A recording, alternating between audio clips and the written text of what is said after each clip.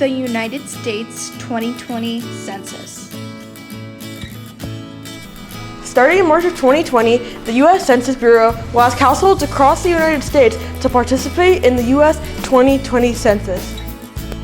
You may be wondering what the census is. Essentially, it's a head count of everybody in the United States. Okay, so the census is held every 10 years. It's like a questionnaire survey type thing that the Bureau of the Census does to collect information about the residents of the United States. There are questions like your ethnicity, your age, where you live, how much money you make, how many people live in your household. Just general questions that everybody can have an answer to. Why and how the census started. The first federal population census was taken in 1790. Ever since then, it has been taken every 10 years. The census was started because our founding fathers believed in having an accurate amount of representatives per state. With encouragement, the census became a law and was put into the Constitution. The census is important to each individual community because it distributes tax dollars through different funding formulas that are used. Also, on a more of a state level, if there's an increased population in a certain state, electoral college votes are moved from some states to another, and with there being presidential election in 2020 and then in 2024, those electoral college numbers could change. As California has continually increased in population, the amount of electoral college votes that they get has increased with it. Pennsylvania being a state where the population has decreased, we have lost electoral college votes. So the influence that your state and local community has on a national political level would be drastically influenced by the 2020 census. The 2020 census will affect our community in many different ways. By participating in the census, your community gets a certain amount of federal funds to help with schools, hospitals, roads, public works, and other programs.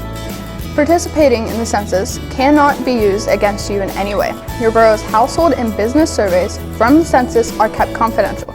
This means, by law, the information will not and cannot be shared. I think that the census can be controversial if people don't want to answer certain questions.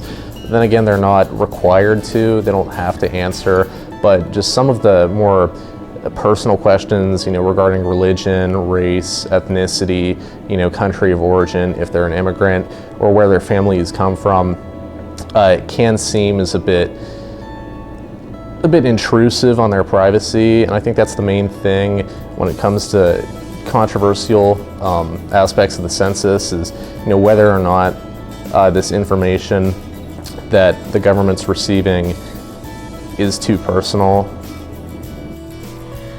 Some people may think that the census is invasive and that the government will share your information, but the information that is collected is confidential.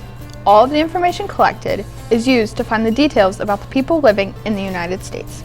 The census questions will never ask your full social security number, for donations, your opinion on political parties, or your citizenship.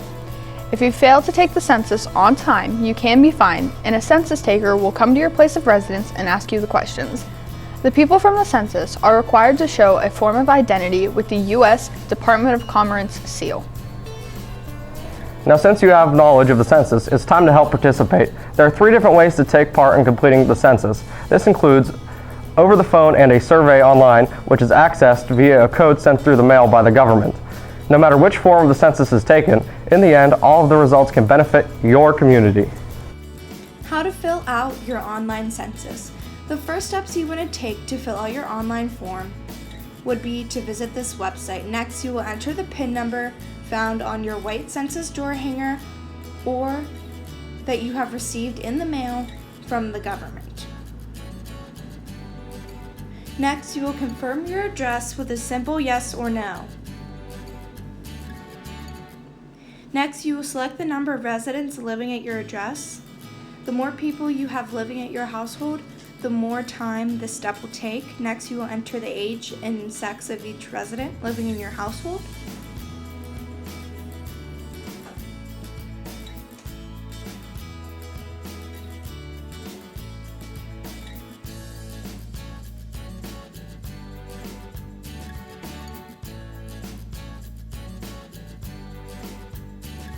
Now click Done. It is easy as that.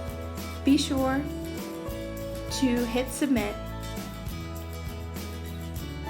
Now that we have educated you on the census, be sure to take part on April 1st of 2020.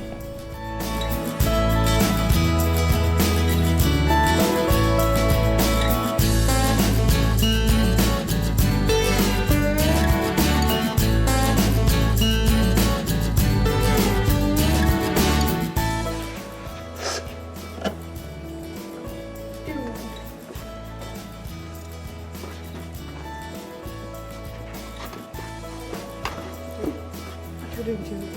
You're gonna do two? Can you do two? Yeah. Ready? Okay, that's good. Can you turn around that fast? That's good.